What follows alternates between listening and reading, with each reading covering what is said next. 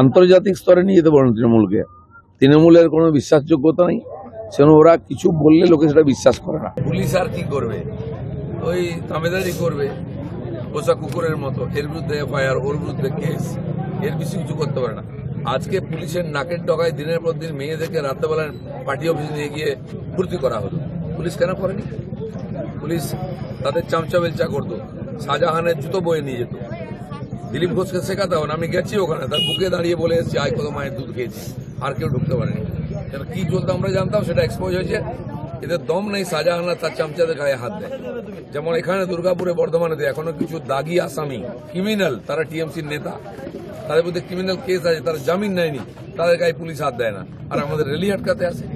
আর সাজানো সে তো সময় বলবে, দেখা যাচ্ছে না চুরি হয়নি, চাকরি চুরি হয়নি, মমতা ব্যানার্জিও বলছিলেন। আজ কোর্ট কি বলছে? সন্দেশখালীতে কিছু হয়নি বলেছিলেন, হাজার হাজার মহিলা আজকে দাঁড়িয়ে রাস্তায় জুতো চপ্পল নিয়ে তাড়া করছে। সেই দিনটা আসছে, আর ব্যাপক হবে, সারা জায়গায় ছড়িয়ে যাবে ভোটের পরে।